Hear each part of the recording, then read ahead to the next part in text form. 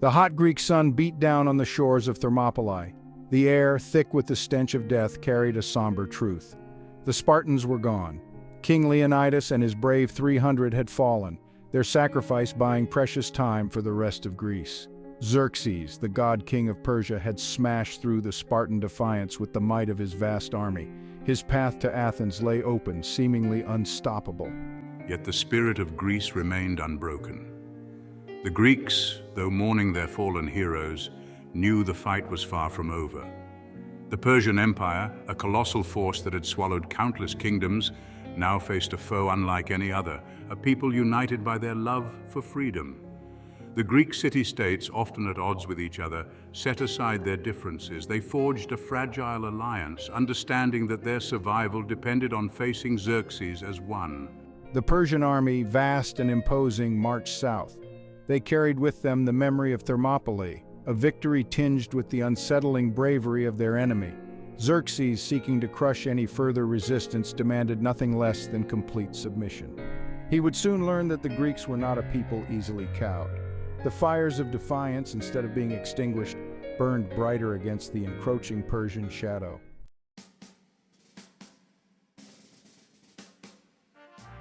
Athens, the jewel of the Aegean, pulsed with activity.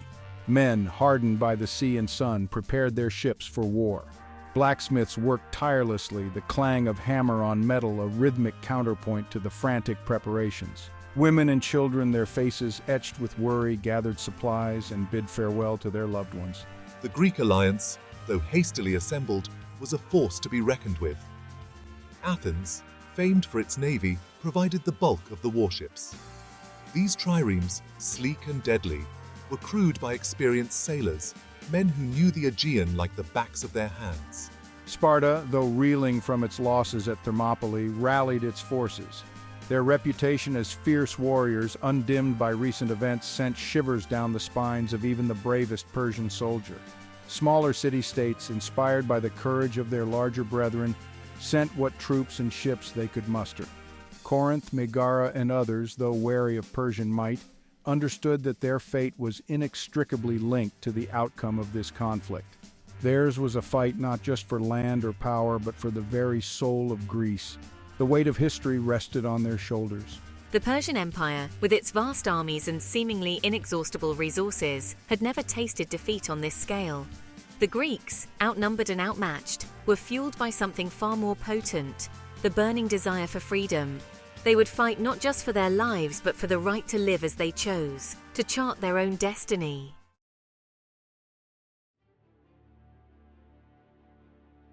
Off the coast of Euboea, the waters churned. Hundreds of warships, their sails billowing in the wind, faced each other in a deadly ballet.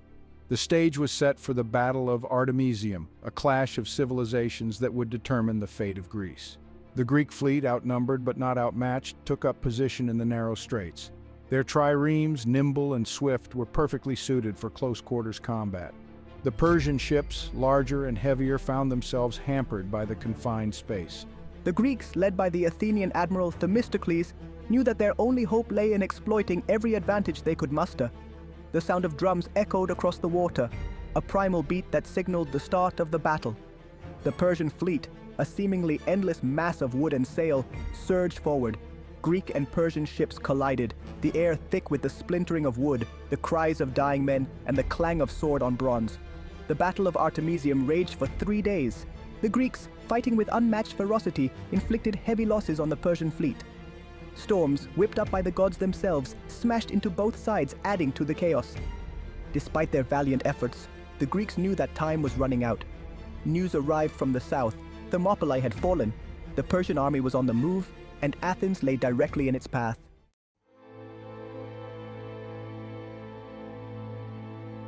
As the sun dipped below the horizon on the third day of battle, a lone ship arrived at Artemisium.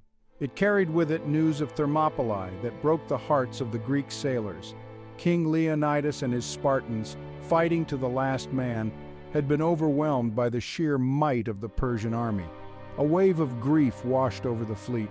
The Spartans had been a symbol of unwavering courage, a bulwark against the Persian tide. Their sacrifice, though heroic, cast a long shadow over the Greek cause. Themistocles, ever the pragmatist, knew that the time for mourning would come later.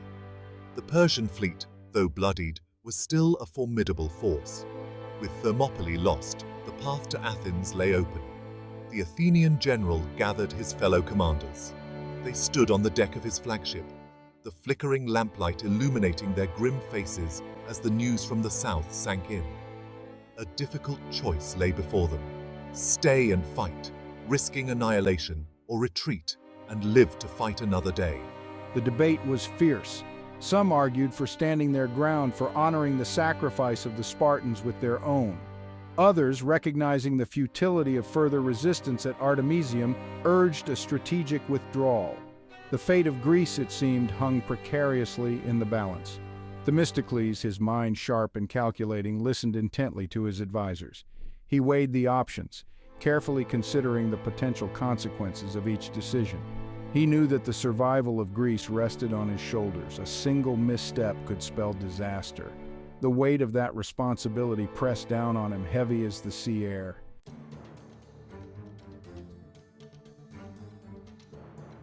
The decision, when it came, was agonizing but necessary. Themistocles, with the reluctant agreement of his fellow commanders, ordered the Greek fleet to withdraw. Under the cover of darkness, they slipped away from Artemisium, leaving behind the burning wreckage of their encounter with the Persian fleet. The retreat, though difficult, was a testament to our strategic brilliance. Preserving the Greek navy was paramount. Our ships were the only thing standing between Xerxes and complete domination of the Aegean. To risk their destruction in a hopeless battle would be a grave mistake. As the Greek ships sailed south, a sense of urgency gripped the fleet. Athens, with its magnificent temples and bustling agora, lay exposed to the full fury of the Persian army. The sailors, though exhausted from the battle, rowed with a renewed sense of purpose. They had fought bravely at Artemisium, proving that the Persians were not invincible. But the war was far from over. The fate of Greece and their loved ones back in Athens hung precariously in the balance. The journey south was fraught with danger. Persian ships, eager to capitalize on their victory at Artemisium, patrolled the Aegean. The Greeks, relying on their superior knowledge of the treacherous waters, evaded their pursuers, using every tactic at their disposal to stay one step ahead. Every sunrise brought the threat of discovery, every sunset the hope of reaching Athens before it was too late.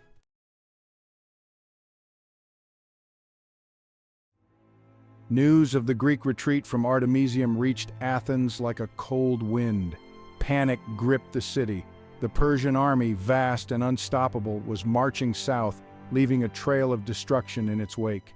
The citizens of Athens, accustomed to peace and prosperity, were ill-prepared for the horrors of war. The city's leaders gathered in the shadow of the Acropolis, their faces etched with worry. They faced an impossible choice: abandon our beloved city to the mercy of the Persians, or stay and face certain annihilation. The debate raged for days. Some argued for seeking terms with Xerxes, for throwing ourselves upon his mercy. Others, fueled by a burning sense of defiance, refused to contemplate surrender. Themistocles, arriving in Athens with the remnants of his fleet, knew that time was running out. He addressed the assembly, his voice echoing through the hushed chamber. His words were stark, devoid of embellishment. He painted a grim picture of the situation, warning that resistance within the city walls was futile. To survive, he argued, they must abandon Athens. Our survival, not our city walls, is paramount. We must evacuate the entire population of Athens to the nearby island of Salamis. His proposal was met with outrage. For many, the thought of abandoning their homes, their temples, their very identity was unthinkable. But Themistocles, ever the pragmatist, stood firm in his resolve.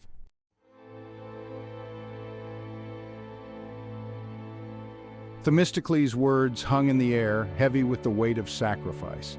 The citizens of Athens, accustomed to the comfort and security of their city, were now faced with an agonizing choice: cling to their homes or abandon them for an uncertain future. The debate, though passionate, was ultimately settled by the harsh realities of war. Xerxes' army, vast and merciless, was closing in. To stay meant certain destruction. And so began one of the largest civilian evacuations in human history. Men, women, and children, their faces etched with a mixture of fear and resolve, streamed out of Athens, their meager possessions bundled on their backs. The road to Piraeus, Athens' port city, became a river of humanity, a testament to the resilience of the human spirit in the face of unimaginable adversity. The Athenian fleet, their triremes packed with as many souls as they could safely carry, ferried the refugees across the narrow strait to the island of Salamis. The island, though rugged and unforgiving, offered a sanctuary, a temporary respite from the Persian onslaught. As the last of the refugees reached the relative safety of Salamis, they cast anxious glances back towards the mainland. The sun, a fiery orb sinking towards the horizon, cast long shadows over Athens, a city bracing itself for the inevitable. The evacuation, though chaotic and heartbreaking, was a testament to Themistocles' leadership. He had, in the face of overwhelming odds, convinced an entire city to abandon their homes, their livelihoods, their very way of life, all in the name of a future that hung precariously in the balance.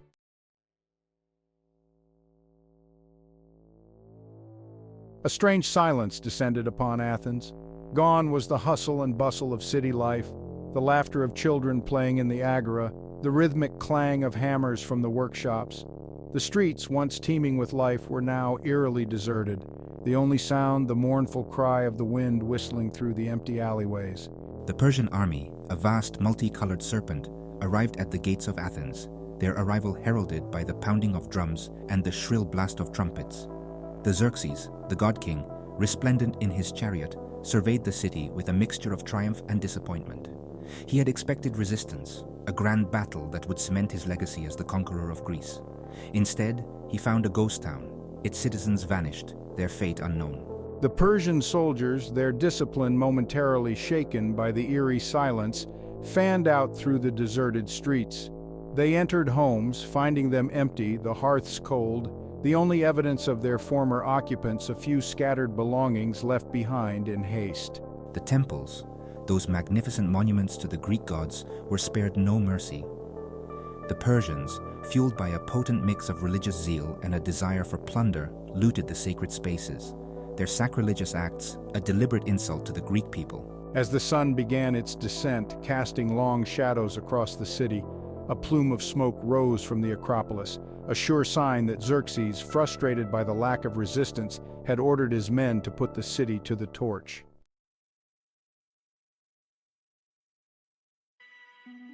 On the rocky shores of Salamis, the Athenian refugees watched with heavy hearts as the smoke from their burning city rose into the sky, a grim testament to the destructive power of the Persian war machine. The sight, though heartbreaking, served as a grim reminder of what was at stake. Their homes, their temples, their very way of life, all had been sacrificed in the hope of achieving a victory that seemed increasingly improbable. The Greek fleet, their triremes pulled up on the beaches of Salamis, prepared for the inevitable confrontation with the Persian navy. The air crackled with tension, the sailors going about their duties with a quiet determination, their faces hardened by the knowledge that the fate of Greece rested on their shoulders. Themistocles, ever the strategist, paced the deck of his flagship, his mind working furiously, analyzing every possible scenario, searching for a way to overcome the Persian numerical superiority. He knew that the narrow straits of Salamis offered the Greeks their only advantage. The Persian ships, larger and less maneuverable, would be forced to fight on Greek terms, their numerical advantage negated by the confined space. But I also know that I can't rely on geography alone. I need a plan, a bold and cunning strategy that will exploit every weakness in the Persian ranks and give us, outnumbered and outmatched, a fighting chance.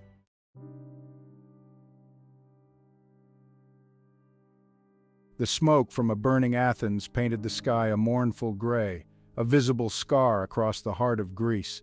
News of the city's fall spread like wildfire, reaching the refugees on Salamis and the soldiers manning their ships. Despair threatened to engulf them, the loss of their homes and temples a bitter pill to swallow. Yet, from the ashes of defeat rose a new kind of determination. The sight of our beloved city in flames ignited a fire within us, a potent mix of grief and fury that fueled our desire for vengeance. The Persian act of destruction, meant to break our spirit, had instead forged it into something stronger, something unbreakable. On Salamis, the Athenian refugees, many of whom had lost everything, grieved for their city. They shared stories of their escape, of the homes and lives they'd left behind, their voices heavy with sorrow. Yet, amidst the tears and the heartache, there was a sense of defiance. We may have lost our homes, but we would not lose our spirit, our will to resist. The soldiers, witnessing the plight of their families and countrymen, were spurred on by a renewed sense of purpose. They would fight not just for their own survival, but for the future of Greece, for the right to rebuild their lives, and for the chance to avenge the injustice inflicted upon them.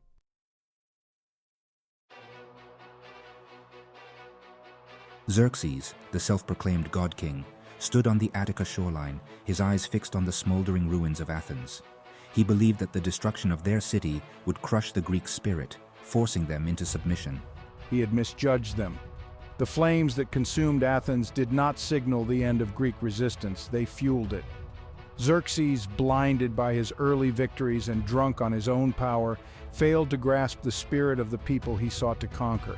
He underestimated their resolve, their unwavering belief in freedom, and their deep connection to their homeland. The Persian court, a whirlwind of luxury and intrigue, buzzed with talk of the Greek fleet gathering at Salamis. Some advisors urged caution, warning of the dangers of engaging the Greeks in the narrow straits. They spoke of the Greeks' naval prowess, their ability to turn the confines of the straits to their advantage. Xerxes, however, dismissed their concerns. He had at his command the largest navy the world had ever seen. He believed that victory at Salamis would be swift and decisive, the final blow needed to crush the Greek resistance once and for all. His confidence, however, was misplaced. It was this hubris, this unshakable belief in his own invincibility, that would ultimately prove to be his undoing. He had fallen into the oldest of traps, underestimating his enemy.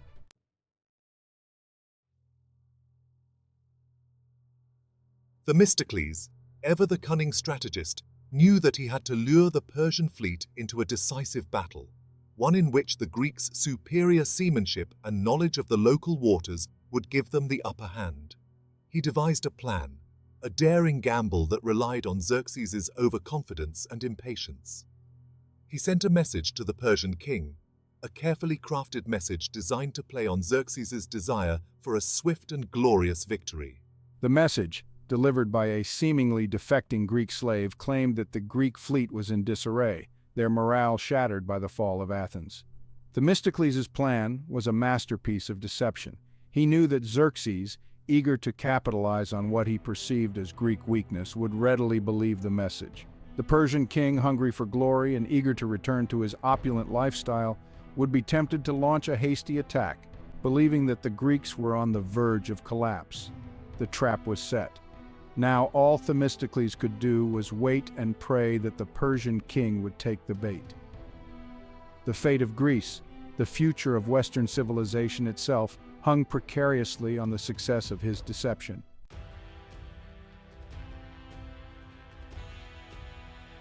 As the first rays of dawn pierced the darkness, a vast shadow fell upon the narrow straits of Salamis. The Persian fleet, a seemingly endless armada of warships, advanced with terrifying grandeur. Their sails, emblazoned with the symbols of 100 conquered nations, billowed in the morning breeze, a testament to the might and reach of the Persian Empire. On the opposite shore, the Greek ships lay in wait, their crews tense with anticipation. The air crackled with a palpable tension, the silence broken only by the gentle lapping of waves against their hulls and the distant sound of Persian drums beating a relentless rhythm of war. Themistocles, his heart pounding with a mixture of fear and exhilaration, watched from his flagship as the Persian ships drew closer. He had gambled everything on this one desperate plan. He had lured the enemy into a trap, a confined battlefield where Greek courage and naval skill would have to overcome Persian numbers. The sound of a trumpet, sharp and clear, cut through the morning air, signaling the start of the battle. The Greek ships, propelled by the muscle and sweat of hundreds of oarsmen, surged forward to meet the enemy. Their bronze rams, gleaming menacingly in the rising sun, were aimed at the hearts of the Persian vessels.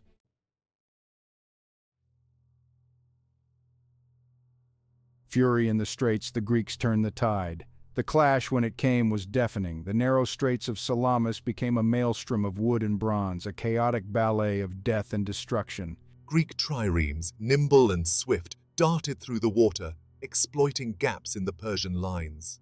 Their bronze rams smashed into the flanks of the larger, less maneuverable enemy vessels. The Persians, initially confident in their superior numbers, found themselves hampered by the confined space. Their ships, too large to maneuver effectively, became easy targets for the agile Greek triremes. Panic began to spread through the Persian ranks as their carefully ordered formations dissolved into chaos. The Greeks, fighting with the ferocity of cornered wolves, pressed their attack. Their archers, perched on platforms high above the decks, rained a deadly hail of arrows down upon the enemy, while Athenian hoplites, heavily armed and armored, boarded Persian ships, engaging in brutal hand-to-hand combat. The sea itself turned crimson with the blood of the fallen, the air thick with the stench of death and the cries of dying men.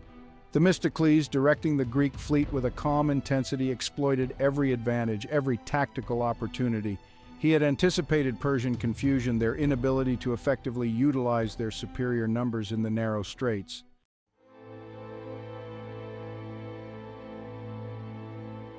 Xerxes' defeat witnessed to disaster. High atop a cliff overlooking the Straits of Salamis, Xerxes, the self-proclaimed god king, watched in horror as his once mighty navy was systematically dismantled by the Greeks. His grand dreams of conquest, fueled by years of planning and the sacrifice of countless lives, are turning to ash before his eyes. Persian ships, their decks littered with the bodies of his soldiers, collided with each other, their movements clumsy and uncoordinated. The Greeks, their ships seemingly everywhere at once, harried the flanks of the Persian fleet, their attacks relentless and deadly. The air, thick with the smoke from burning ships and the stench of blood, carries the sound of clashing steel, the screams of the wounded, and the triumphant roars of the Greek victors. Each cry of victory, each dying gasp of a Persian soldier is a hammer blow to his pride, a stark reminder of his folly. He had underestimated the Greeks, their courage, their skill, and their unwavering determination to defend their homeland. He had allowed his hubris, his belief in his own invincibility, to blind him to the reality of the situation.